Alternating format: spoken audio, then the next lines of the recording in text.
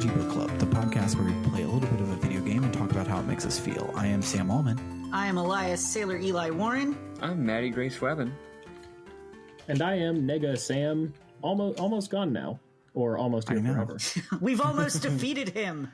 Yes. We have only 2 more weeks to do it. Oh yeah, next week we are going back to our old idea of doing a live show, and this is going to be a live broadcast where Sam and Nega Sam will be fighting to the death.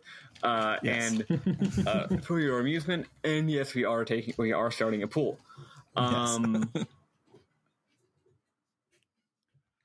I vote Sam. I'm putting $100 on Sam. Yeah, do I get some of the profits from that? Because I gotta be Only if you survive. Okay, yeah, Yeah, no. The profit is you get to live another day. I guess that's fair. And today we will be discussing part 5 of Lunar the Silver Star for the Sega CD, but really we'll be discussing part 5 of Lunar Silver Star Harmony for the PlayStation Portable because we're playing catch up this week. But before we get to all of that hootenanny, how was everyone's week? Nothing happened. Hell yeah, I love this for you. Yeah, actually, well, Call of Duty came out. We've released the newest Call of Duty Shoot 'em Man, and I'm not super pleased about it because I'm never pleased about a new Call of Duty Shoot 'em Man coming out. Wait, how does that? How does that affect your life? Am I missing something? Made by Because it's Activision, and so on PC, Blizzard's launcher launches your Call of Duty games. Oh And shit! you also buy it through our shop, which means that we have been inundated with refund requests. I didn't know yeah, that of Blizzard course. had to deal with the broader Activision stuff. Yeah, it started with Destiny 2 when that came out. That's when it started it. Well, That was a have fun that with was a that. cluster. Is it? I'm sorry, I forgot it came out. Is it like by Call of Duty standards? Is it any good? I have no idea. I don't play Call of Duty From games. what I can tell, they've decided to stop even trying to remotely pretend like they're not just CIA propaganda. Oh, yeah, I have seen that. anymore. It's So there's that. The newest one, they all have really confusing names. Like the previous one we put out was Modern Warfare, or the one before the very last one we put out was Modern Warfare, and then the next one we put out was Modern Warfare 2 Remastered, which Modern Warfare 2 apparently came before Modern Warfare. Yes. And Because the new Modern Warfare is like a reboot, reimagining thing of the original or something. I guess, and we had Black Ops, and now the newest one is Black Ops Cold War. Yeah. I know nothing about Call of Duty games except that you shoot people. And I can give a very quick explanation. Call of Duty 1 and 2, honestly, I hate to admit this, they're great games. They really innovated the idea of like in-game cinematics and in like exciting, elaborate set pieces happening while you're playing. That's par for the course nowadays for most video games. But Call of Duty 1 and 2 really, really, really innovated that idea. And the shooting is not bad, but it's not particularly good either. It's normal. But the whole idea of like a shooter going from like the classic style, where it's like Doom or Halo, where you kind of go around and do your own thing, versus the modern style where it's like super hand-holdy, like scripted scenes. Call of Duty kind of invented that. And hey, props to them for inventing that idea. The first 3 were set in World War II. Fourth one was Modern Warfare. Ever since then, they've been going in all sorts of weird directions and becoming increasingly more just extremely terrible fascistic politics. They're pretty much just like military good, America good, other people bad. End of story. Which is a shame because I do deserves credit as Modern Warfare. Modern Modern Warfare Warfare is good. Like Modern Warfare is really good, actually. Yeah, no, but Call of Duty 1, I would say 1, 2, and 4, or just let's say just 2 and 4. Actually, really good games. And when people dunk on the whole series, I'm like, I can't in good faith dunk on the whole series because 2 of them at least are really good. But nowadays, oh man, like if the shooting was like, the shooting is not good enough for it to be worth the horrendous politics, right? Like, if the shooting was really like, look, art is complicated. If it was like the greatest game design known to man, I would fucking play Call of Duty Cold War, whatever. But it's not. So, also, I've never found the multiplayer. Also, I've never found the multiplayer to be any good at all. But that's just me. Oh no, the multiplayer is not nearly as good as it. There ain't nothing like playing a first-person shooting game that takes place in the war in which we shot no bullets. So, Black Ops Cold War coming to all consoles. It's the Call of Duty walking sim. That would and I don't even know what it is because it's not like, Vietnam, which is part of the Cold War, because they already kind of covered that with a different Call of Duty game.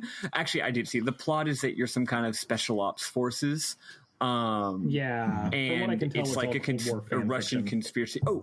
Just to give you an example of this game's politics, the previous Call of Duty game, there was this horrible thing that happened in American history in, I believe it was the 80s. It was during our Cold War sort of Afghanistan conflict, I believe. I might be getting this wrong, and I apologize because it's actually a very important tragedy in the history of that conflict, but whatever. Basically, there was an enemy army, or enemy according to Americans, of troops, and also lots of civilians, and they were traveling on this road, and they were retreating. They weren't in threat to anybody, and we just bombed the ever-loving bullshit out of them, and it was like a really bad war crime. And the most recent Call of Duty game, not the one before Cold War, that's in the game's plot, but in the game's plot, it's the Russians that did that. Oh, I thought that was this one, actually. The Cold War one that did that. I'd been hearing about that. No, because this game already came out. Like, Cold War just came out. Okay, yeah. Like I heard about this a year or two ago. Okay. But yeah, so in the game, they're just like, look at this terrible thing that the Russians did.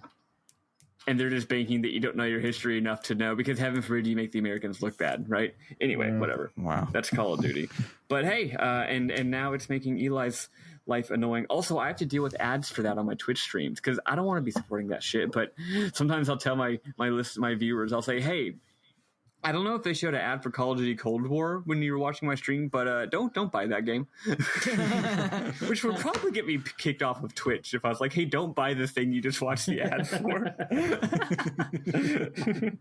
Anyway. I think you're okay to say that. I would super get in trouble if I said that, probably, on a stream. You would get in a lot more trouble, yes. Anyway, I just thought I'd give you a quick update. That way you know what's up with the thing that you're currently annoyed about. Cool. Don't care. Super don't care. Because I'm never going to play it. I don't have to deal with any of the gameplay aspects, thankfully, because it's not our game. It's still Activision's game, so all I have to deal with... Yep. All I have to deal with is the refunds. So... My week was pretty good. I realized on Tuesday that I was a week away from the new Stormlight Archive book coming out, and I had 2 books checked out from the library, and also there were 2 novellas to get ready for Stormlight Book 4 that I hadn't read yet. So I've been mad dashing through books. So here's 2 quick reviews on 2 of the books that I finished in one day each. The first one was The Shadow of What Was Lost by James Islington, and it's really good. If you like high fantasy, but you don't like the normal way that high fantasy does it, where like normally high fantasy is either a JRPG where you get your party of characters pretty early and they go and do episodic things and take down a big bad at the end. And you don't like the actually good kind of high fantasy where you just are like living in this world, setting up all these dominoes you don't even realize you're setting up. And then at the end, all of the dominoes fall down. It all wraps up and it's all really good. James Islington sets up dominoes, but he sets them up by dumping the entire box onto the floor and kicking them into your face. And so it's just like plot twist, plot twist, plot twist, plot development, just like nonstop. Like things are always happening while the dominoes are getting set up. So then the dominoes do all fall at the end, and you're like, wait, I didn't even realize the dominoes were being set up because I was having to block the dominoes from hitting me in the face. Oh, so it's like fantasy, but it's fun to read and isn't nerd ass horseshit. Yeah, it's real good. And its cover is the best cover for any high fantasy book I've ever fucking seen. It has spectacular graphic design. Like, cool. Not even kidding. It is great. That's the reason I got it. I knew nothing about it. I just was scrolling through Overdrive. The app is called Libby, but I was scrolling through Overdrive and I saw it. I was like, oh shit, that looks cool. Borrow. And then I read it in a day and it was great. The other one I read was Skyward by Brandon Sanderson. It is a space opera where he normally writes high fantasy books. And it was really good. It's like young adult, and I could tell like on page 2 that the person who was like a reluctant hero at the beginning was going to show up in Han Solo at the last second and shoot down Darth Vader, and it was going to be big. But when that happened, I still cried.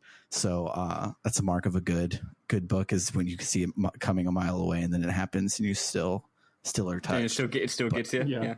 Still gets you. But it's really cool. The quick little like elevator pitch for it is hundreds of years in the future, humanity was on a colony ship. That colony ship crashed on this planet, and the aliens who shot them down haven't given up yet. And they basically show up like all the time to try and exterminate the humans. And they're just like on their last legs trying to shoot back and survive.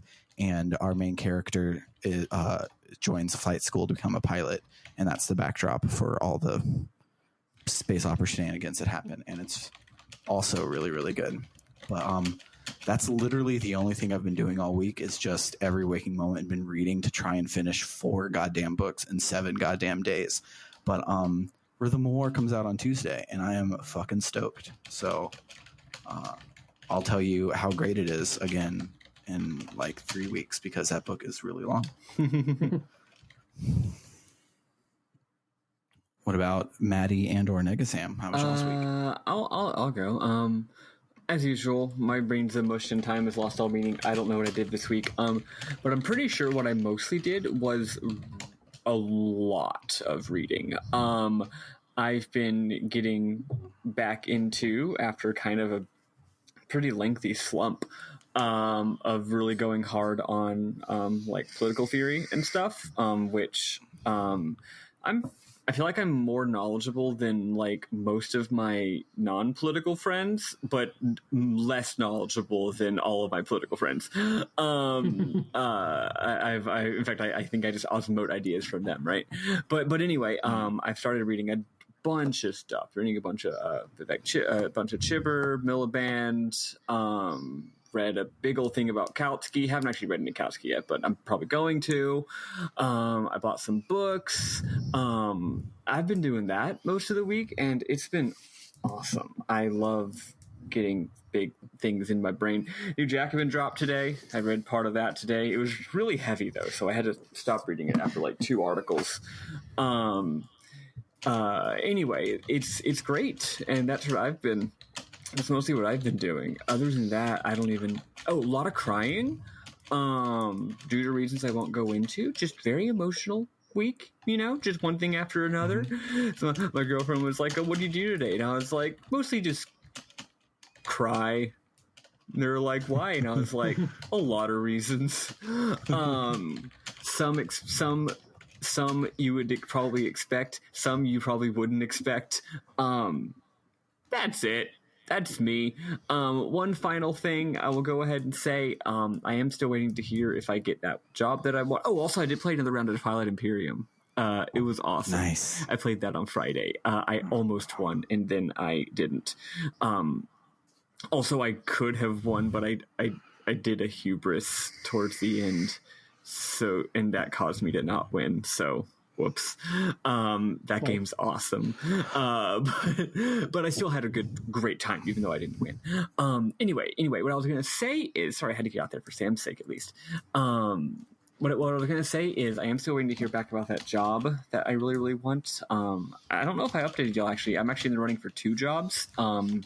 It's the exact same job at 2 different departments in the city government, and because it's all union, it's like the exact same job, right? I would get like same pay, say everything, because it's the same job listing in the contract. Anyway, one of them is supposed to be getting back to me around now, and every day that goes by, I get more and more stressed. Right, because if I don't get it, I'm going to be really, really sad. So I'm probably going to email them on Wednesday if I don't hear back. And then the other one, I'll hear back next week or maybe the week after if they don't get back to me first. So anyway, just if you do any sort of thing like praying or wishing or sending vibes or whatever, just do all that, please. Think about this job. Send me the vibes. I just really need this fucking job. And honestly, not only do I need the job, but I would like to get it sooner rather than later, because every day that goes by, kills me. You know that ADHD thing where if you have a meeting in 2 hours, you can't do anything now? Mm-hmm. Well, imagine that. Instead of a meeting, it's getting an email. And instead of in 2 hours, it's who knows? So that's one reason why my week has been the way it was. So just be thinking about that, and hopefully I get it. Hopefully I come back next week with good news. What about you, Nega Sam? What did you do? My week was fairly uneventful, aside from what am I saying? 2 major updates, actually. I don't know why I even started off with that. For one, I think I mentioned last time that a coworker had a positive COVID test. Thankfully, we do not. So that's nice. Good. Thank goodness. Yeah, glad about that. And then another development, my partner and I have been looking for a house for a while to buy. And every time we found one that we liked, we would, we'd try to put an offer in or something, but it would always get snatched right out from under us. It was extremely frustrating, and the market's only been getting more and more expensive and stuff. And the other day, we found out that one of the houses that we liked ended up falling through because of an extremely minor detail in the inspection that, we have family that can just take care of that, and it's not an issue at all. So we put in an offer, and they took it. So we're going to be homeowners, and that's exciting and weird. Hell That's yeah. fucking awesome. Congratulations. Yeah. Yeah, That's the dream. Love to be a homo-ner. Yep. So that's a thing that's happening now, and I guess that's a pretty big. That's definitely not nothing. So yeah, pretty uneventful week. Yeah. Aside from that, uneventful, I guess. I mean, mostly I've been trying to do NaNoWriMo, falling a little bit behind on that. Just writing is a little hard right now, and but still doing all right on it, doing better than I usually do, and playing a bunch of Final Fantasy 14, trying to catch up to the people on my on my Discord server that are playing it and going way faster than me. So, yes. What server are you on? Oh gosh, I'm in Primal and Famfrit. Yeah. Okay, I'm on the Crystal Data Center. So. Okay. Womp womp. Yeah. Can't play with me. That's true. Sorry. That's all right. But yeah, it's fun. I haven't really gotten into MMOs in the past, honestly. I've tried a few and they never really clicked. I got into Wakfu a bit, but I didn't have a lot of people to play that with, unfortunately. But yeah, I'm enjoying this one a lot. Yeah, the other thing that that happened to me this week is you were talking about Final Fantasy in the Discord earlier, so I listened to the Final Fantasy VIII original soundtrack again today. It's so good. And it's incredible. So good. It's so good. It's so weird. Yeah. You should not to dictate your life even more than I've already done over the past 5 weeks, but you should play Final Fantasy VIII, Sam. Yeah, it's one of the few that I haven't gotten to yet. I think the current plan is that Jimmy and I are going to play through it together after we're finished playing through Final Fantasy IX, because we're halfway through 9, and that's both of our first times doing that. So, okay. Yeah, gonna do that sometime for sure. Yeah, eight is great. I started it when I got the remaster for my birthday, and then I fell off. And that game is complicated to say the least. So I think I need to start it over and actually bust through it. Because like I loaded my save and I was on a train, and they were like, "So what do we do next?" And Squall's like, "The only thing we can do," and that's the end of the thing. And I'm like, "Okay, no, I really want." Okay, but I need to know. That's funny. Yeah, but yeah. So let's listen to some music. Don't know which one offhand. I didn't get them ready, but we'll listen to some music from one of the Lunars, and then we will talk about the plot.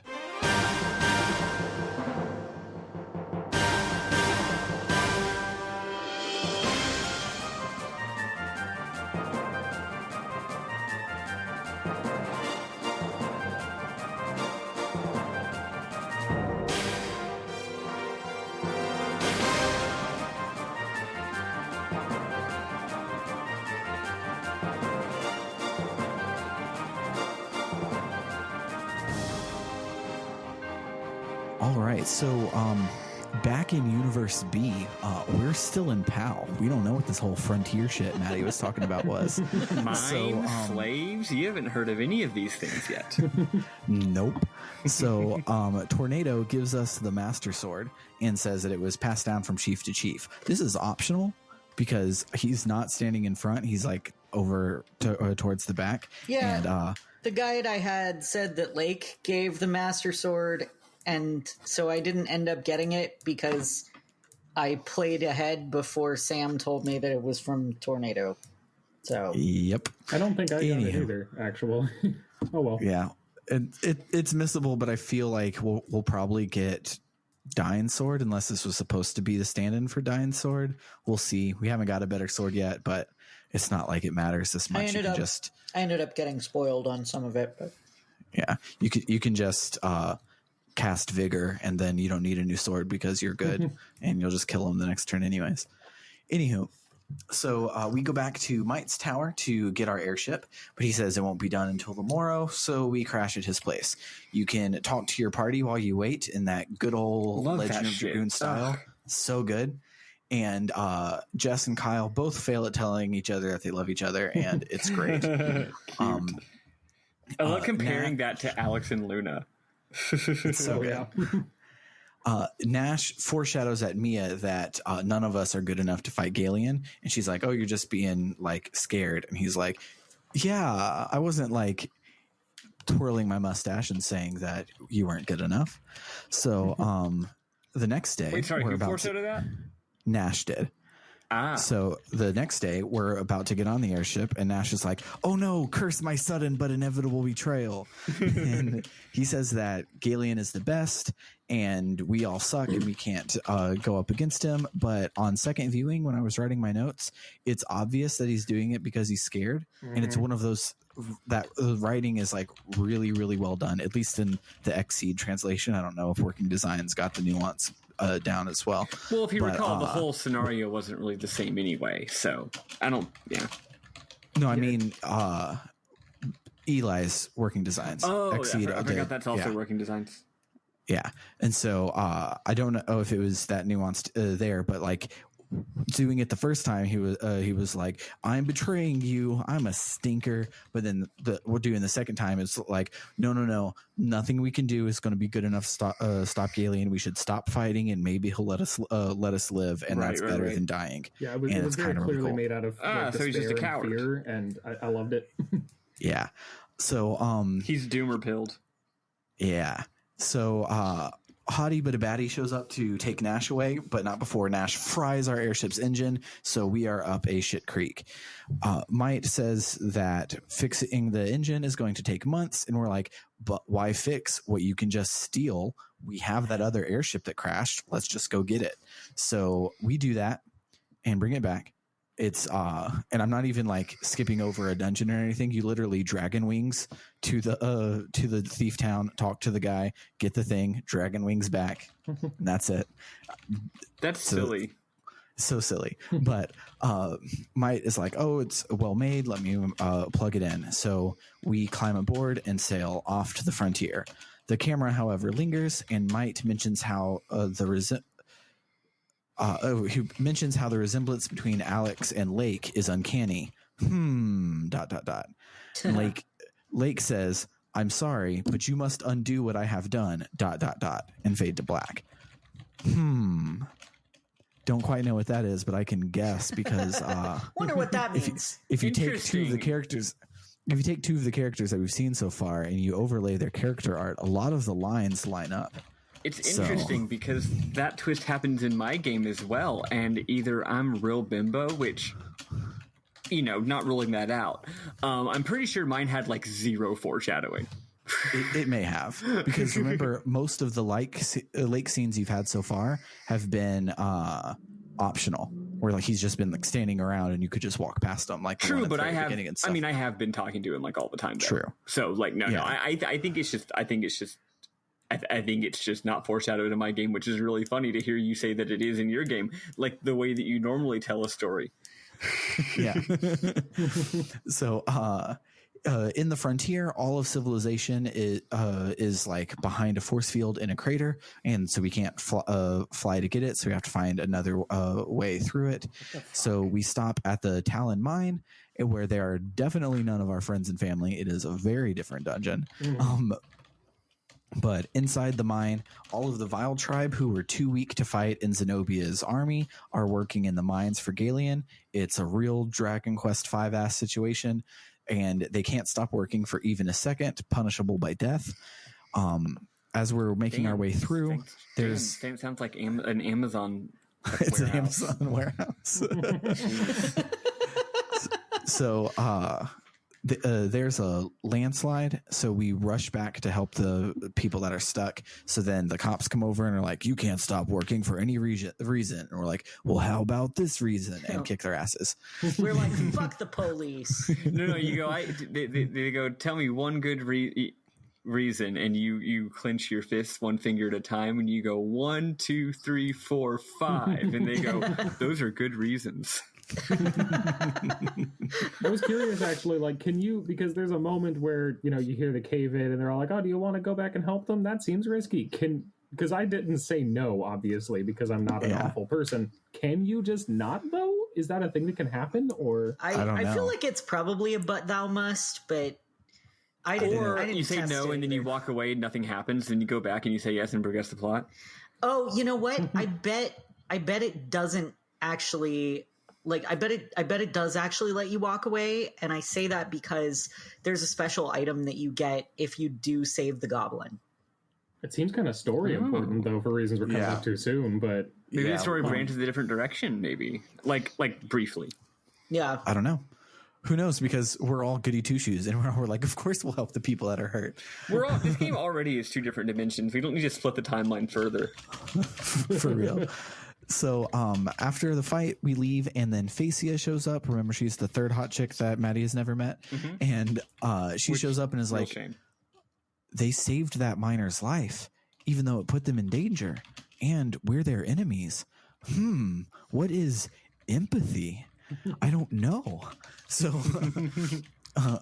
further through the mine, we find a goddess shrine, and the guy that we saved is in there, and he's like, "Hey, free heals." And we're like, "Thanks, but why is there a shrine to Althena in the frontier?" And he's like, "It's true that we've hated Althena for banishing us, but the only way that we can survive on the literal dark side of the literal moon is with magic, so we have to look to Althena for help because we can't grow anything."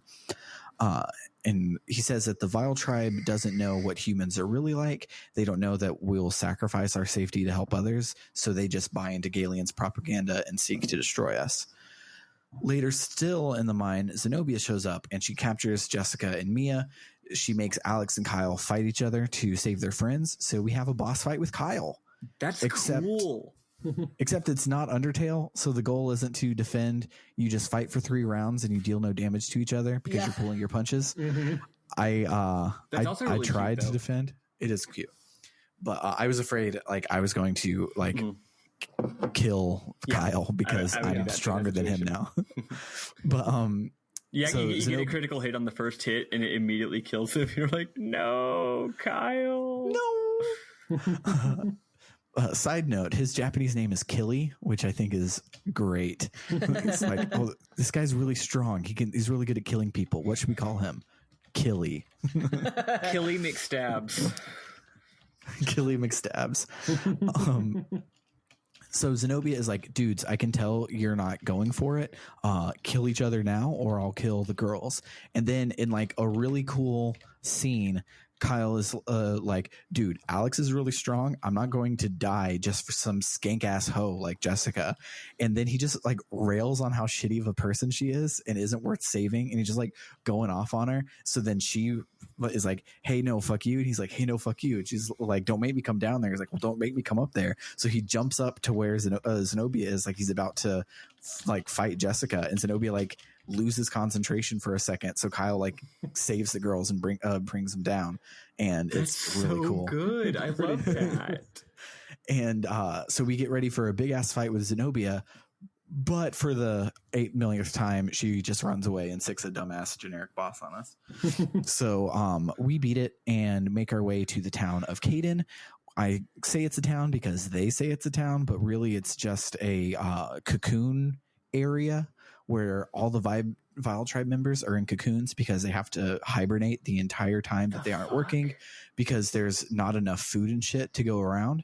So it's like, oh, you're on vacation, hibernate so that we don't have to feed you, so that we can just feed the people that are working in the mines. And it's crazy. All the NPCs who are there say that they hate humans and want to take back their green earth, and from there the blue star. And so we make our way to the back of the town, and there's another Althena shrine, but this time Phasia is there, and she's not going to fight us. She realizes that she was just rallying around a charismatic politician who was telling her what she wanted to hear and really wasn't thinking with any logic about his plans. It was just going along with him because he was saying what she wanted to hear. Banishment to the frontier is a death sentence. Without the life-sustaining properties of the Green Earth, the Vile Tribe will die. Zenobia and Galeon want to take the Green Earth back by force, but Phasia has started to think that they could just beg forgiveness to Althena and be welcomed back into the fold. Which, like, yeah, actually, the goddess isn't doing shit right now. It's not like she's just, like, hanging out, walking around. She's reincarnated into Luna, for fuck's sake. And so, like at best she's potentially there in her tower, and she's not stopping. She didn't stop them from coming to the Green Earth half of the moon before. So if they would just like have immigrated over there and not like started killing and kidnapping people, no one would have noticed. They could have just showed him nipped in this like, whole hey thing in the guys. bun. Hey guys, can you got any food we can share? And they're like, yeah, sure, whatever. Like at worst, they would have to lie about coming from the frontier and just be like, oh yeah, we're from Bandit Town. That's why we're weird looking. And they're like, oh, cool. My name is AKF. I come from someplace far away.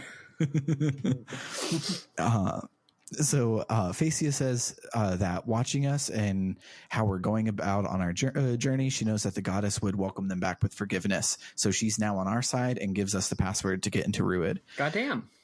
Yeah. So we make our way over to Ruid and we use the password to get inside. It is a cool ass city dungeon that's super huge and sprawling, has a lot of stuff to find if you go looking, but also you can just go north twice to get to the relevant cutscenes and continue, which FYI, is super nice. You are now caught up with me, but I'm just going to let you do the whole thing and then I'll tell you later. Cool. But FYI, this is where I start playing the game.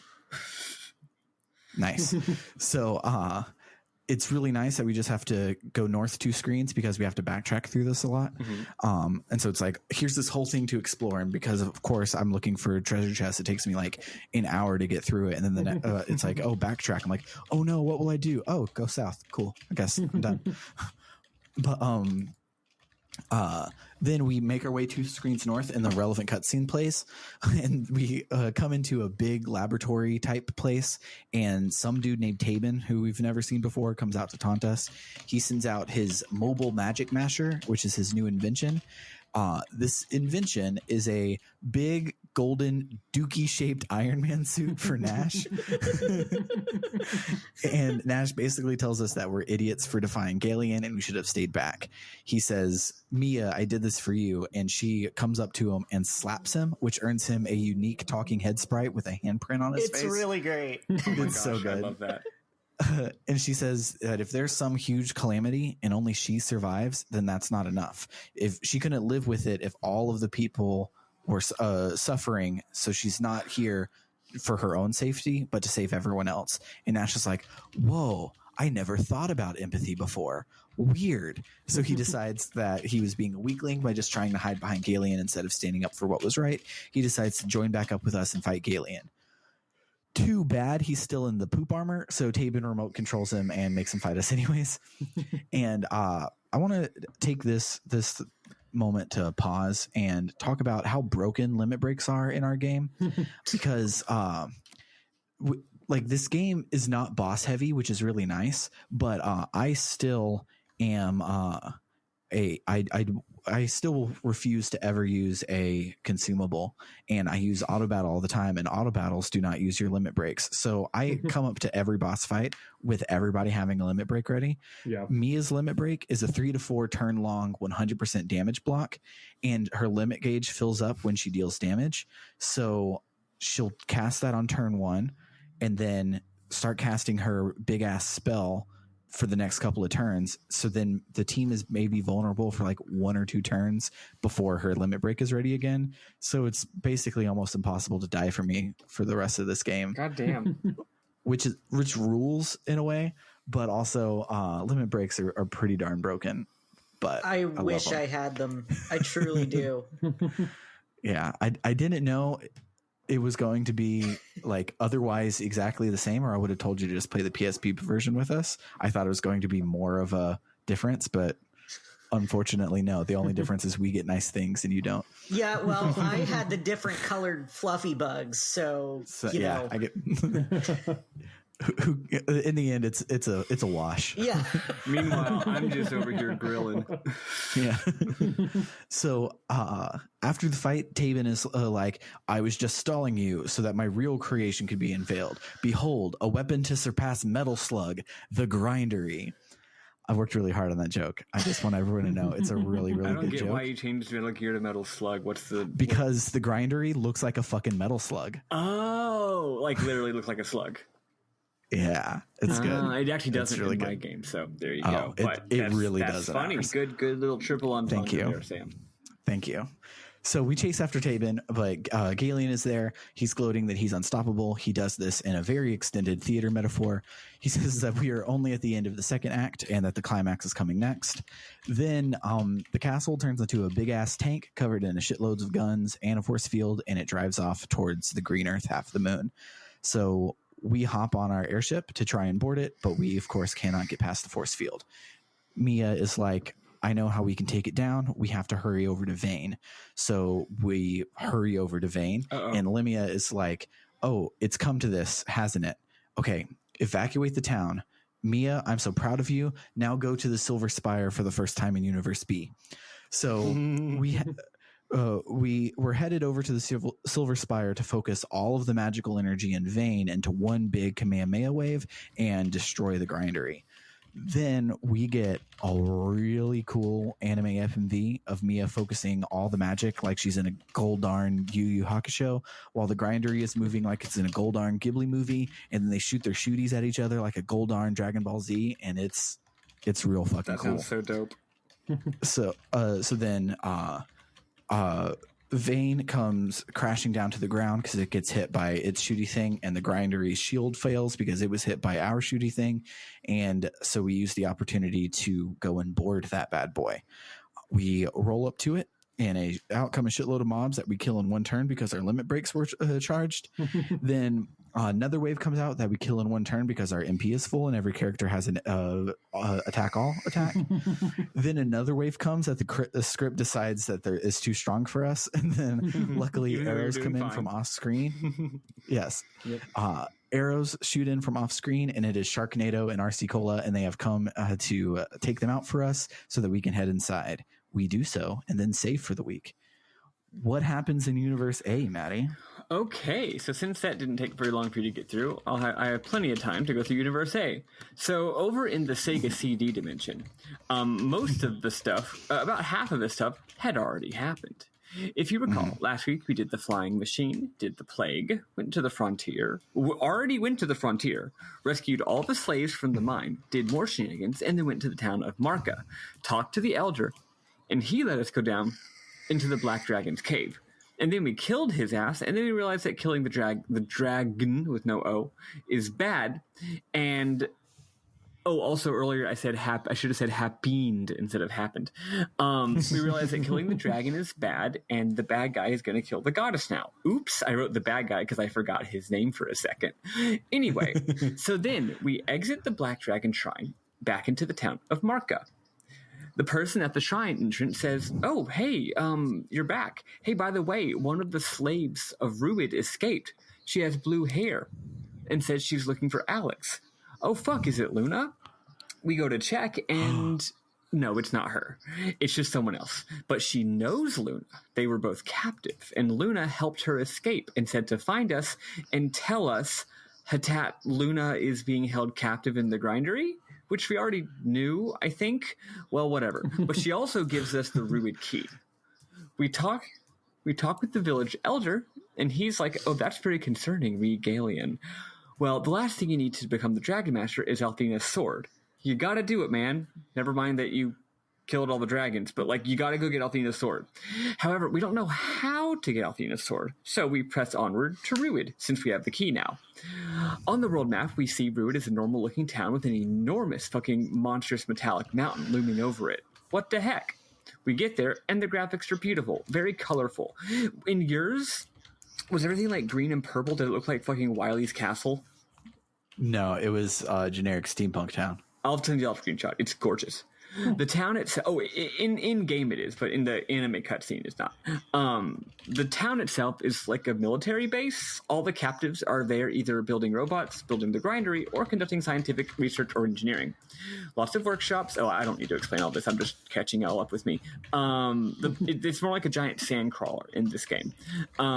Anyway, we see its treads in the background, and it's so big. I love when a tread is big. We can't enter the grindery, but we do enter the main town of Ruid, or the main tower, because that's where the mad scientist is. We go up there to kick his ass. This dungeon is easy, but has amazing graphics. At the top, we meet the big man himself, Tabin. He's doing tropes. That's internet irony speak for saying he's a anti-Semitic stereotype. He sicks some tanks on us. They're really easy. He's like, haha, now my grinder is operational. If you want to go save them, you better get crack-a-lackin'. We head outside, and yeah, the grindery is gone now. On the world map, there are giant fucking treads heading in the direction of the mine town. Did that happen in y'all's?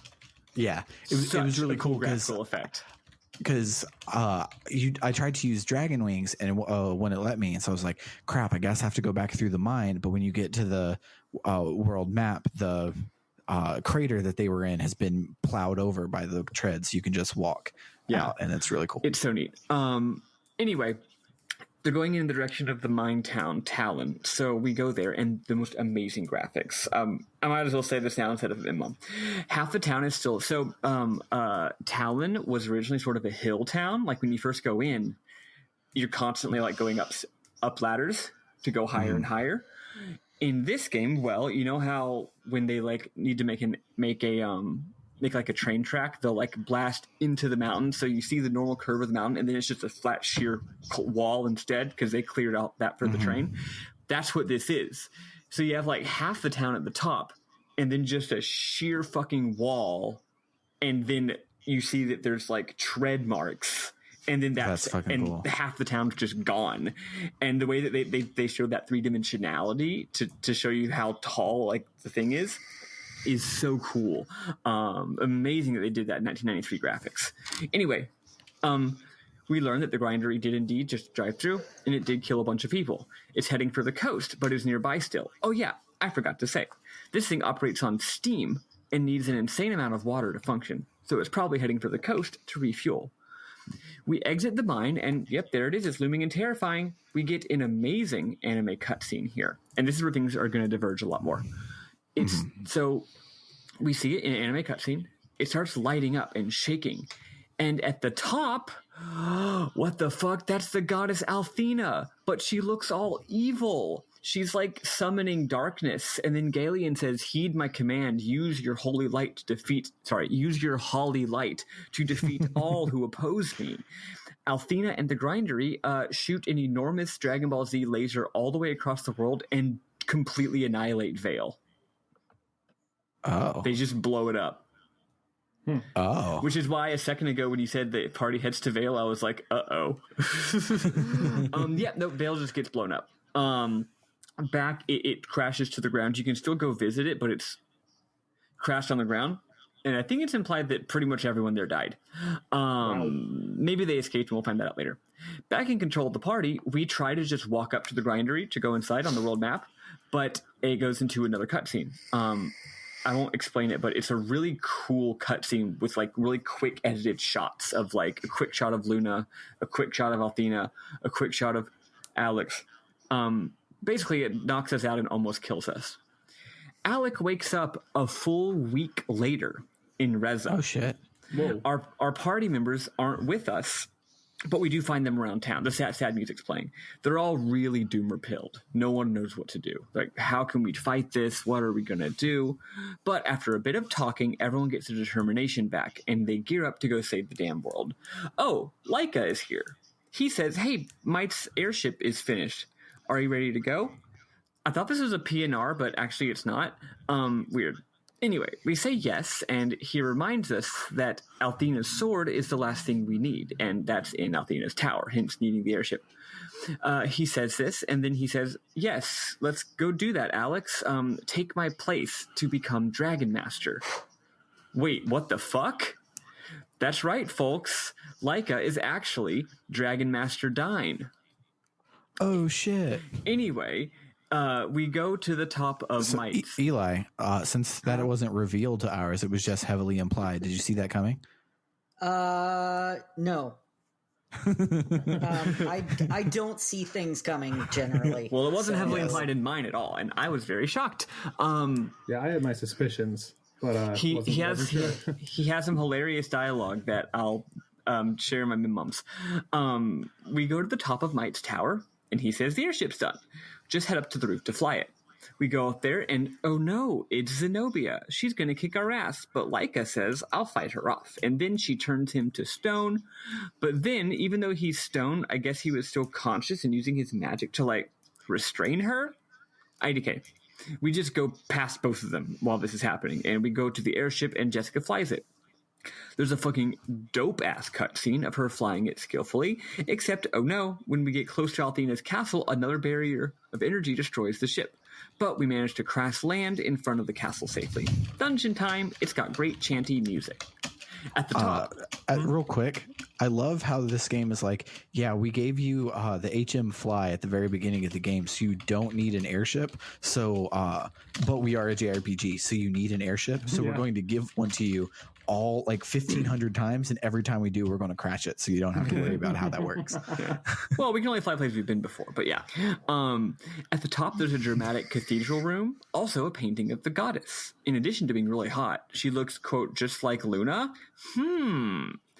Anyway, there's like some temple guardians, and they say Alex needs to prove himself before he can be the big boy hero. So we have a solo boss battle with them, and it's insanely goddamn hard. Like, what the fuck? It took me many tries to beat this battle. I didn't want to have to load up an earlier save and do a bunch of grinding or whatever, because it's, you know, I didn't want to fucking do that. I'm in 1993 baby version of this game. I don't want to fucking do that.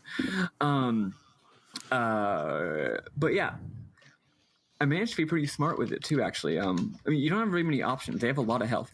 Alex happens to have, at this point, a really, really, really, really amazing spell that he got from being the Black Dragon. It hits all enemies, aka both of them, for a bunch of damage, and costs 100 MP. Yikes. Yeah, he has like 350 or something like that. So, like, basically, it turns out you just need to use it like 5 times to win, which I don't have enough MP for that. So you just got to use it, and then also use MP healing items to heal your MP so you can continue using it. But also they're hitting you pretty hard, and you just got to kill them before they kill you. Like, that's all it is. But I did do a little bit of stuff with, I did a little bit of smart stuff with positioning. I gave him a boomerang, not because the boomerang does any damage, but if you use the boomerang, then he won't automatically run up to the enemies and hit them after he casts a spell. So that meant that they had to come to me instead of I coming to them, which saved me 1 or 2 turns. I also had to rely on a bit of RNG because the enemies had a physical attack and also a magic, and the physical attack did a lot more damage. Anyway, after both using my brain and getting a little bit lucky, I did manage to beat it. Anyway, they're like, cool, take this sword to become Dragon Master. Null says, but all the dragons are dead. That's when we get our second big twist of the day. That's right, folks. Null is a baby dragon all along. Null is Quark's baby. Then the Guardian confirms, yeah, Luna is also Althena, and Galleon's controlling her. You gotta go stop him. Sadly, we don't get a cool anime transformation scene, but Alex do have a different graphics now. Anyway, we find out the Grindery has gone all the way to outside of Meribia. So we go there and we walk up to it and immediately get owned by the barrier and fucking die because I'm stupid and forgot to equip the sword. We wake up again. We wake up again in Reza. Our party tells us we're stupid. Then we equip the shit and go again. And yes, it's true. I'm a ding dong. Anyway, and we climb up the ladder, past the treads, and enter the Grindery. So that's my version of the game. I'm at the Grindery. I gotta love how your game keeps spoiling shit for ours. Sorry. Seriously. So at least this week, all of the spoilers were heavily foreshadowed for us. Yeah. The Nash thing was like out of nowhere. Yeah. Like, That's true. so last week's spoiler was worse than this one, but it's like, oh, the little dragon shaped thing that has the same color scheme as Quark as his kid. Who to fucking thunk? What a fucking shock. They haven't even like addressed that. Like Null's always just like, I'm not a cat, but there's never any indication that they don't know what Null is. Like, what else is that? I saw him immediately. I was like, oh, this is a little dragon guy. Okay, cool. Because like, what else is he supposed to be? Funny enough, it actually did surprise. Well, I mean, it's something that surprised me. I hadn't thought about it. I was like, yeah, Null's important, right? But I hadn't thought he's a dragon.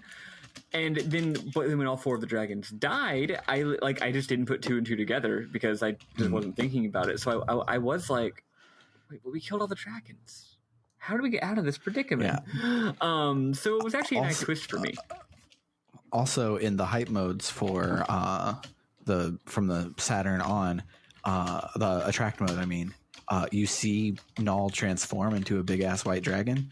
So nice. That was spoiled the first time I turned it on. Nice. So I knew that one was coming, but yeah, I'm glad that I had picked up on the obvious foreshadowing about Lake. So that one was not. Now you keep saying that they look the same.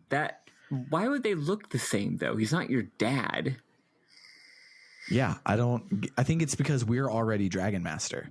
We already have his armor on. Oh, maybe you turn in, it like changes your body, we're carrying ourselves similar to how he was carrying himself back in the day, and we're dressed in the same exact clothes. Okay, that makes sense. Yeah, but yeah, I noticed it like during the scene that like if you take Diane's talking head from our prologue and you put Lake's on top of it, all the lines match up, and I'm like, oh, okay, I get it, that's fine. But yeah, so that was this week. Our endings are probably going to be crazy different as well, but next week we're going to beat the game. Nameless did say that we're going to do the Goddess Tower next week and catch up to you, and then we'll be in sync again to do the final bit, because this game is just off the goddamn rails. Oh, the Grindery is the final dungeon for y'all? Apparently not. Oh, interesting. I figured we were just like both at the final dungeon now. You know, you felt that way. You did a whole bunch of other shit that we haven't had come up yet. So. That's true. Yeah. I just thought maybe y'all didn't have to do it. Yeah, it sounds like a lot of what you, because y'all already became it sounds like a lot Master. of it we don't have to do. Yeah, sounds like a lot of what you said we won't have to do, but from Nameless's thing this week, it does sound like we will have to go to Althena's Tower, which they mentioned. Like that's where Galen was headed, was to basically go kill the goddess. So that's the dramatic final encounter, which makes sense. It's dramatic. Yeah. So we will do that next week, and we will also announce what game wins next week, which I'm excited for. But for now, let's listen to some good ass music and talk about our memorable moments.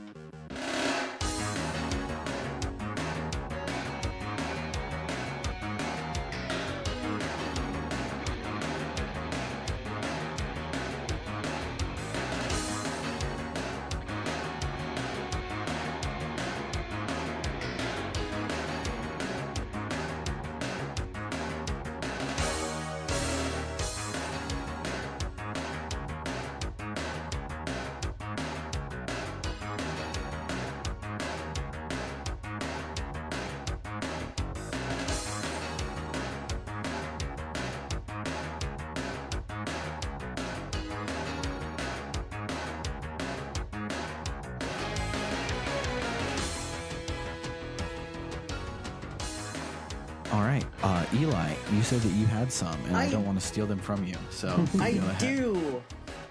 I took a screenshot, if I can find it. All right, so this one I saw first, or this is the first screenshot I took.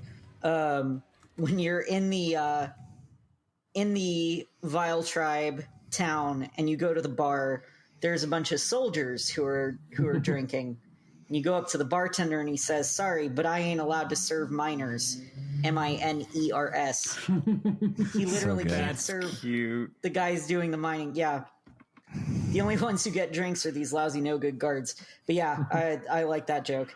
And I've seen that joke done before a bunch of times too, but it always makes me good every time. Chuckle. Yes. And then we got some good Kyle lines this week. Kyle, at one point the lights go out at the Vile Tribe area, and he goes, "Oh my God, I'm blind. I guess what they say is true," or something like that. And he, Jessica has to keep him from explaining what he means by that. Yeah, that's funny. That's right. Sam, it's a masturbation joke. I'm sorry, I had zoned out. I didn't hear any of that. Kyle, when the lights go out, Kyle says, "Oh my God, I'm blind. I guess what they say is really true." Oh, that's good. Yeah. Later on, after they've had their little act where Kyle and Jessica were fighting, and Jessica calls him a great thespian. Kyle says, "Thespian? Aren't I the wrong gender for that?" That's funny. Jess follows up with, "Kyle, you're incorrigible." And he responds, "Not really. I had an apple today. The plumbing's fine, sweet cheeks." I'm not sure if he thinks she meant constipated or incontinent. Probably incontinent. But I don't know how an apple would help with that, because I thought constipated because apples have a lot of fiber. That's true. Maybe he's just like, apple in a day keeps your junk working. Keeps your dick at bay. I don't know. Oh, working designs. Yes. But those were mine. Kyle is great. I love him. I think he's my favorite character. Yeah, his and Jessica's whole bickering couple shtick is that trope's been done so many times, and I feel like I normally don't like it because it's I don't know, it's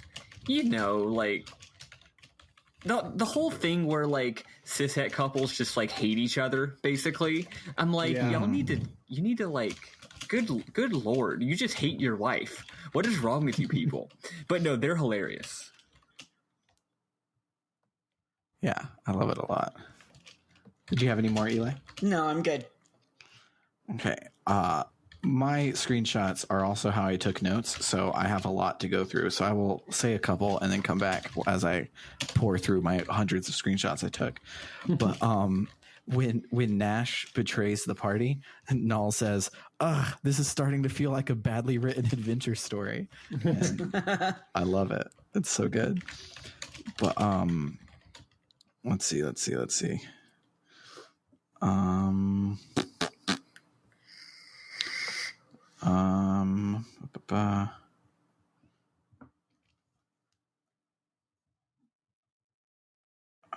Somebody else go.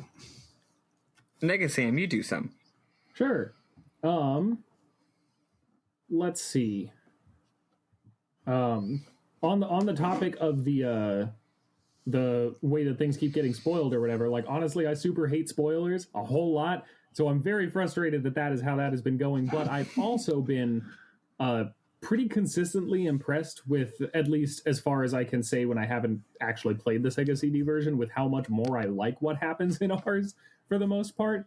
The thing that particularly stood out to me this time was two things, I guess. Nash's betrayal, for one, because I think it's so much more interesting that he did it like based on fear, knowing that the people he loved were going to die if they went through with this, and so, you know, he had to do this to protect them. I think that's just a lot more interesting than just like, yeah, I've just been working with them. And also the whole, I really, really prefer the way that the Vile Tribe is portrayed in the other version, as how, you know, when you get there and they're all basically enslaved in service to Galleon, and they're like, hey, this kind of sucks, but humans suck too, so we gotta go against them, right? And then you prove them wrong. I feel like it sounds like the Sega CD version basically just was doubling down on, like, yeah, they're the bad guys. They're just these inherently evil people who were locked away, and they're so bad, they're enslaving your people and stuff. Whereas this one is basically just, you know, it doesn't double down on their evil with the slavery thing. It just portrays them as being, you know, a more downtrodden people, and it humanizes them, and I like that a whole lot more. So I just, yeah, I am glad at least that consistently when the things that I knew were going to happen do happen, I actually kind of like what they're doing in these versions better. Also, you know that moment early on when, like, you see the Earth hovering, you know, up in the sky, and it's like, whoa, holy crap, it's on the moon. I had a similar reaction when we get to the frontier, and it's literally just the moon.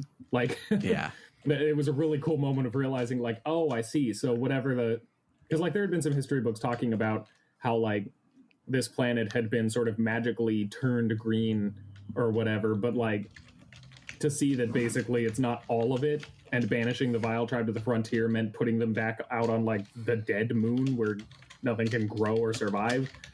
That was really cool. That was a really neat moment for understanding the world here. And I also really liked,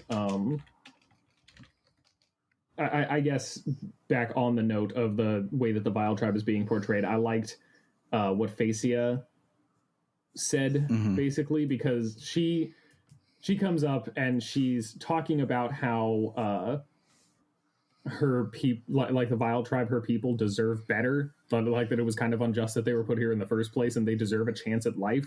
And even at some point, I think Jessica maybe says something like, oh, well, what if we don't trust you and we just decide to fight you anyway? And then she says something like, then I guess I'll have to fight you and my sisters, because I believe that my people deserve a chance at living in a living world.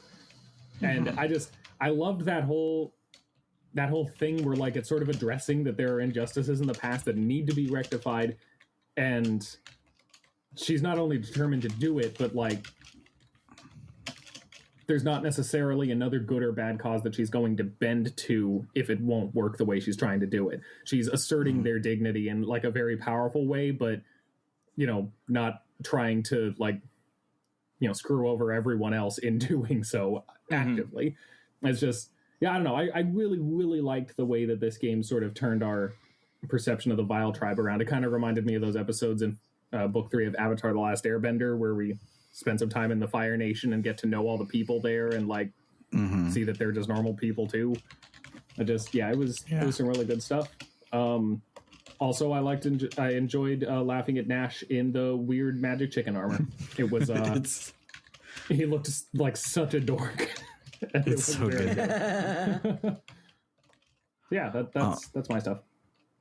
So another thing that I love is, so we fly back to Vane and we're all in there, like the camera just fades in. We're talking to Limia and you don't even notice till like that conversation's over that Nash isn't there because he was afraid of facing her, and so he didn't come in the city. And so you have a quick little fetch quest to go and bring Nash back, because it's like, no, you have to, you made your bed, now you have to lay in it. And it was really cute. Then when you do retrieve him, you go back to talk to Limia, and she says, Nash, you must help Mia. I ask you not as head of the Magic Guild, but as a mother. And Nash is like, of course, I'll do anything. I'll give up my own life. She goes, no, you must stay alive because you're the future of the Magic Guild, which I thought was a real sweet optional scene, which is really cool. Nice. Here's what I've got. So I'm sending out some goddamn graphics. Oh no, my files are too powerful. That's what Discord screenshot your files. Like, they're already screenshots. No, I'm also sending 4. So anyway, I'm sending out some graphics. This is what it looks. This is what it looks like when you get to Ruid. Whoa! Oh hell yeah! Right? I told you it looks like Wily's Castle and is hella colorful. It looks super cool. There's the tank treads, there's it flying, and then here's it about to be murdering Vane, which is insanely cool as well. Whoa. That's real cool. So yeah, it's just really, really love the graphics in this game. In addition to that, here's a couple of things. I'm going to skip most of these, honestly. Oh, wait, one more I need to send. I couldn't get the best screenshot of it. It's kind of hard to, but here's what the Talon mine looks like after getting owned. It's still uploading. Anyway, at one point, Null, after this happens, after the city gets leveled, Null calls Galleon a ruthless bastard, which is cool. I always like it when these older games have cussing in them. It's unusual. Let's see. At one point, so while you're exploring the town, and everyone's just telling you about all the death and devastation that has just happened, at one point, we're talking about how horrible it was, and then Nash is like, one thing I learned when I was his apprentice, ... he can be very cold. And I'm like, that just seems a little like, a little low key. Yeah, this psycho who's murdering people and wants to hear the world, he's a little cold.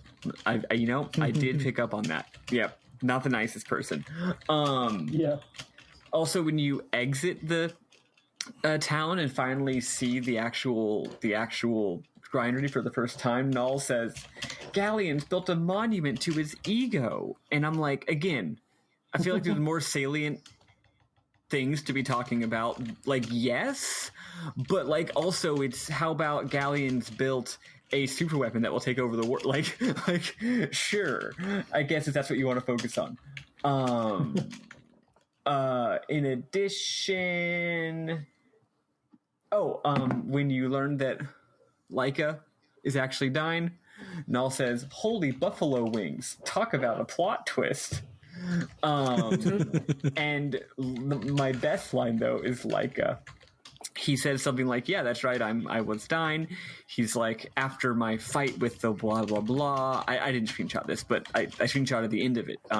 He's like, after my fight for blah blah blah, I actually lost all my magic powers, and I had to change my name and have another life. So yeah, I'm no longer the hero dying, but I love my new life as Leica, easygoing guy. Here he is now. I'm Leica, easygoing guy. And it's his official title. Yeah, and I do have one more. I gotta show you all these graphics. This is the only bit that you get of Vale after it gets fucking owned. What's cool is the teleporter on the ground. You can still go into the teleporter, and it just teleports you to where Vale is on the ground. And instead of teleporting out, you just like walk away, and now you're on the world map. That's cool. Anyway, I love these graphics so much. Right? Yeah. Anyway, the Vale graphics though is right fuck, where is it?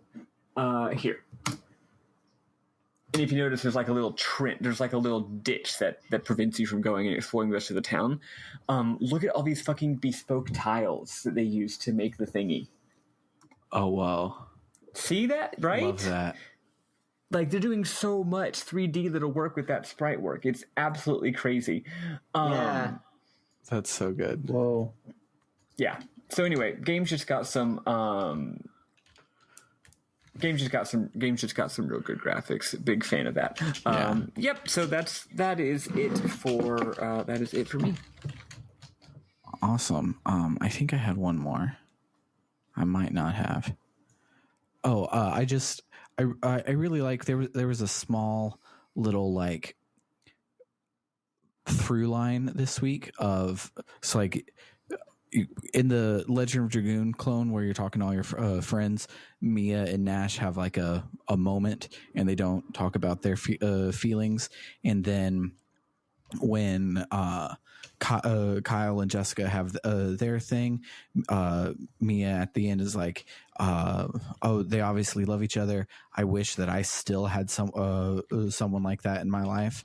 And then when you get back to Nash, she's like, you're an idiot. The Nash that I know, no, the Nash that I love would never do something like that. Yeah. And they finally get to be official boyfriend girlfriend, even though the plot of the Blue Dragon Cave episode was that they were already boyfriend girlfriend, but whatever.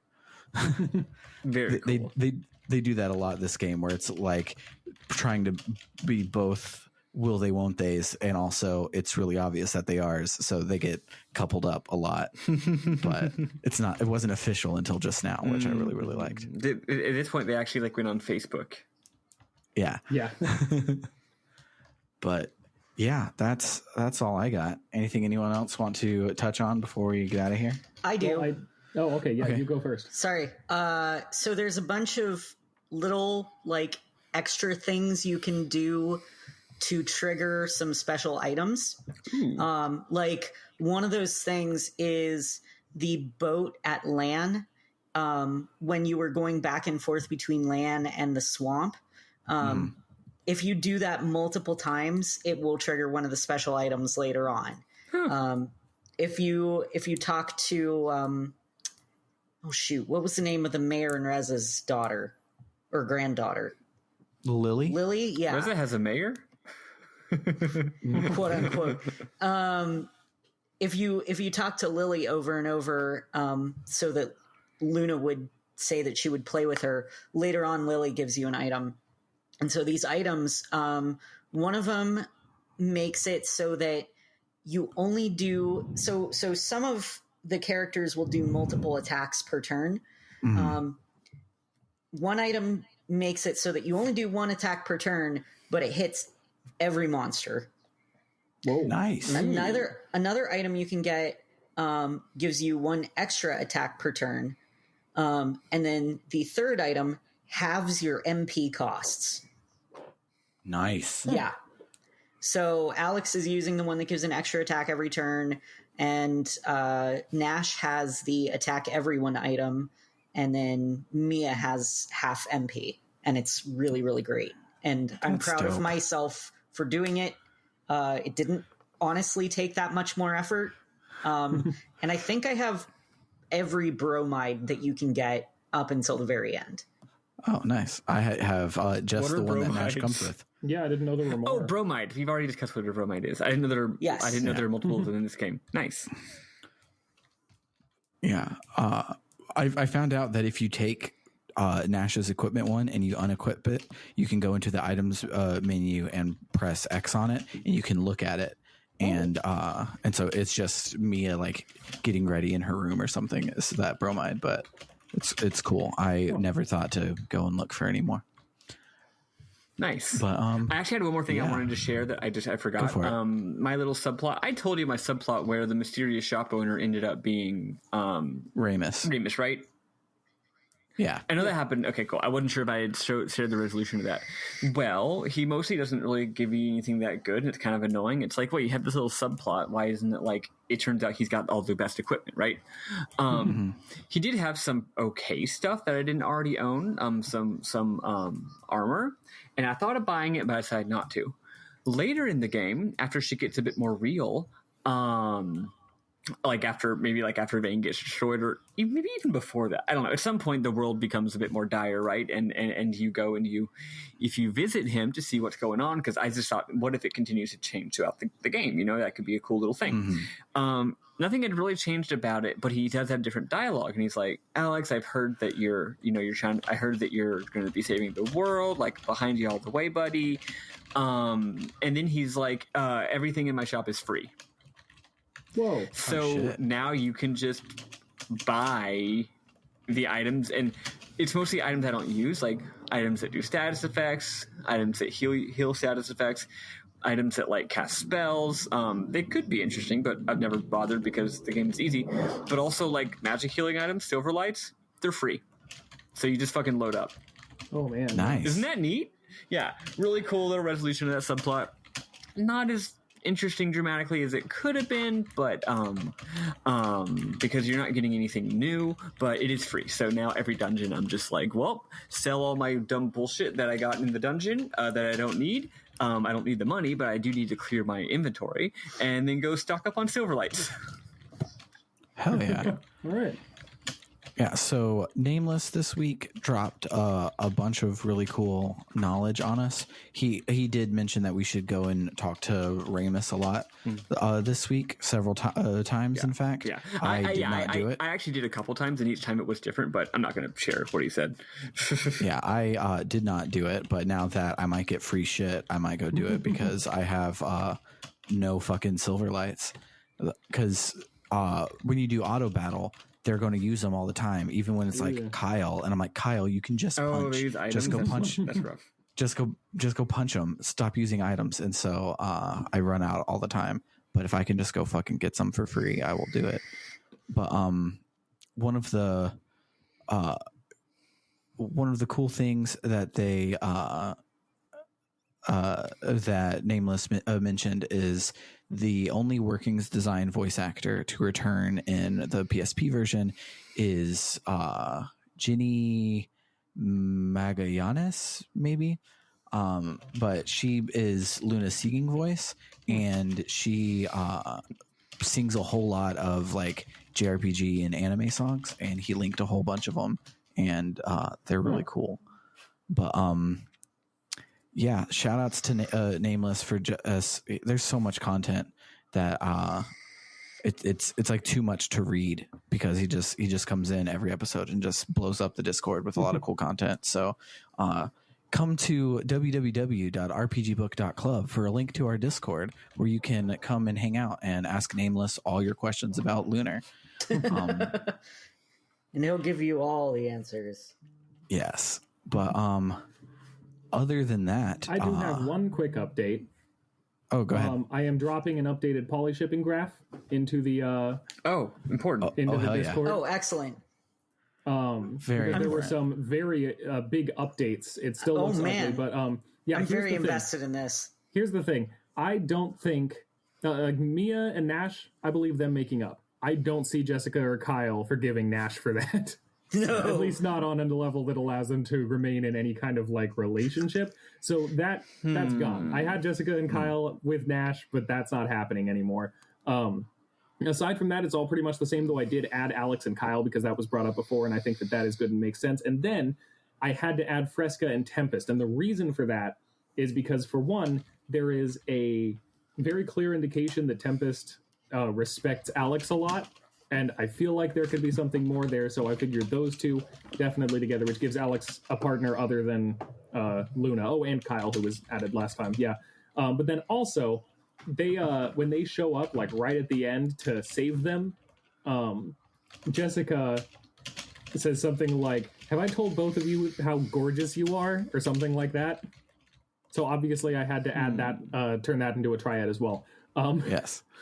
So that's essentially it. Aside from that, it's pretty much the same as it was before. Luna's been absent the whole time, so she hasn't been making any more connections with anyone. Null is still not here for many good reasons. Okay, this all makes sense, but I have some alterations I would make to it based on my game, but maybe based on what I heard from y'all as well. Sure. My problem is I think that there would be Kyle Nash. I think Jessica wouldn't be happy about this. And the funny thing is I also think there'd be Fresca Nash. Which would also cause a lot of tension. Maybe rapid oscillations. Who knows? But I see there being something. I see that. Yeah. Also, Kyle Nash is still canon because after the fight in the chicken costume, he goes, "Say something stupid, Nash. Give me a reason to slap you silly, you mentally castrated nincompoop." That's horny. That's horny as hell. No. I just think Kyle. I think Kyle would just be like, "All right, we're cool." Like, because Kyle's just that kind of guy. Whereas Jessica is like, "No, you're." Like, fuck you, I'm gonna hold a grudge forever, because women be holding grudges. Whereas Fresca feels the same way about Nash as Jessica does, except that Fresca, it's a Black Rom situation. Like, it's like she just can't deny the raw charisma. I think those are the only ones I would add. And then, did I have any deletions I would make?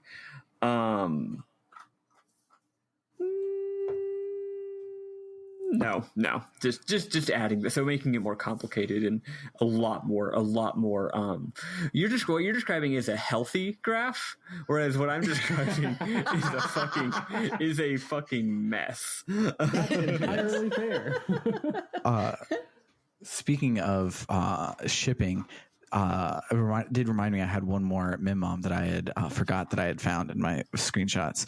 But right at the beginning of our playthrough, when we're still in POW, and you're talking to Lake and you're talking to Tempest, if you weasel your way, like, you have to like climb over beds and stuff to actually get back to her. But if you talk to Fresca, she's like, "Thank you for saving Tempest. Our happiness will only grow as we start our family. Tempest wants me to bear him 12 children, but I would prefer if we stop at 8 or 9. And I thought that was great. Oh boy. But yeah, other than that, if you want to control our destiny and vote on what game we play next, you can find us on the web at www.rpgbook.club, where you can find a link to the poll and vote between Septerracore or Anachronox. And if this is your first episode, weird episode to start on, but welcome. And both of these games you probably have never heard of. They are like bargain bin Steam sale games, and they are what if we made Final Fantasy VII but mixed it with Blade Runner by 2 Western developers. So super similar in spirit, but wildly different otherwise. So go and vote on those, and otherwise just hang out, shoot us a Discord. Shout outs to JC Clinton, our new friend from the Discord, is another Legend of Dragoon fan. Basically, all of our success comes from playing Persona 3 and Xenogears and Legend of Dragoon. I don't know why we played any other games. We should just play those 3 games over and over again, because that's how everybody finds us. But I kept interrupting myself, so I have no idea if I've said all the things. So I'm just going to say, for RPG Book Club, I have been Sam Allman. I've been Elias Sailor Eli Warren. I'm Maddy Grace Webbin. And I am Nega Sam for the penultimate time. Yes. Hell yeah. Also, shout outs to Nega Sam. He's too nice to plug himself every episode. He is. I was about to say that. You got to plug yourself, man. Oh, yeah, sorry. I don't just want to jump in like, hey, shut up. Here's my stuff. Yeah. But yeah, if you do want to check out my content, it's called Games as Lit 101. If you search for that on YouTube or go to youtube.com/gamesasliterature, you will find it. It's all like long form analysis of video games, including Legend of Dragoon, which was covered here, and just a bunch of other stuff, as well as some smaller episodes about more focused topics. I'm also on Twitter, twitter.com/gamesaslit, and patreon.com/gamesaslit. And that's all of my stuff. Watch my videos if you think, in terms of JRPGs, I guess it's just Dragoon, Final Fantasy VII, and The World Ends With You, but also a bunch of other stuff. So, go look at that. Yeah. And, he also covered Halo, I believe. And hell yes. Yeah, Halo. We did and Halo 2 Halo so far. on here. I don't know if So- y'all know this, but I like Halo. I didn't notice that. Yeah, we did. Our first shortcast season was on Halo, Oh. and our second shortcast season is about half funded already, thanks to our good Christ. friend Carr, who just dropped $70 on us this week. Like, Good super Lord. generous. Thank you so much. He really wants me to talk about the certain much maligned trilogy of games that we will be playing for Longcast season 2. So I have. Thank you, Sam. I have to do a shout out.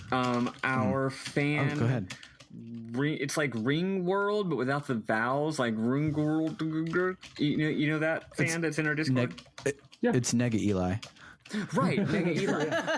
Nega Eli dropped a bitch ton of gifted a bitch ton of subs in my stream while watching me play on Tuesday. That's awesome. Which is awesome. I mean, that's like the first real amount of money I've made via streaming.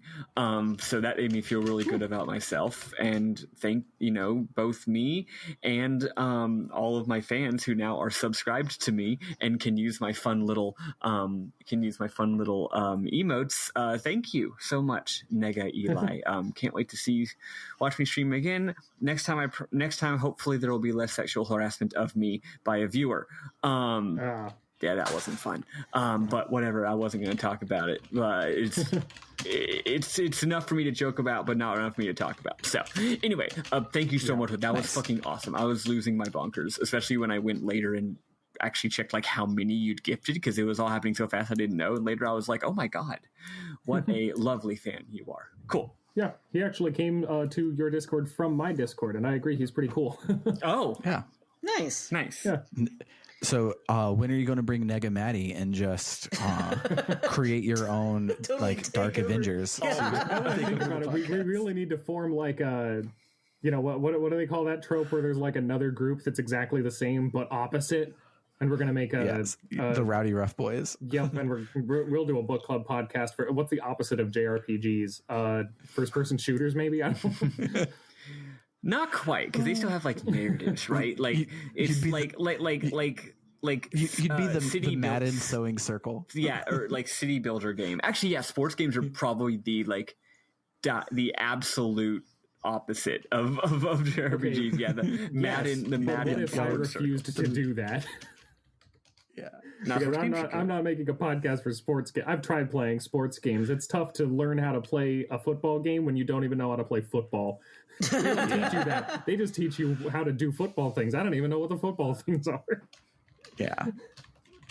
But I wanted to say real quick, if you had been plugging your stuff way sooner, I would have remembered that you were a marginally more important person than us, and I probably would have remembered to follow you on Twitter and watch your videos. So fucking plug yourself. Oh yeah. Okay. all the time. So I'm not going to watch videos because I will never watch a YouTube video. It's not true. But I have a really hard time getting around watching YouTube videos. But if I do watch one, I'll watch yours. But I am going to follow you on Twitter. Good idea, Eli. Thank you. Yeah, there Yes. you go. Nice. That's cool. I will make sure to interrupt all of you and yell about my content next time. Please do. Yeah. You're supposed to. Speaking of which, we need to decide what we're watching for movie night for this game. Yeah, I jokingly, while you weren't here, said Moon 2009. No thematic overlap at all. Just it's the moon. It's on the moon. Sailor Moon R movie. There's Watch Sailor Moon aliens. again. That's funny. But, I don't know. This game's very normal, kind of. I mean, it's also weird in some ways, but also it's just like normal. So like, it's just some fantasy shit. I don't know. we watch literally anything, but we'll think about that later. So goodbye, everybody, and thank you for listening. Bye.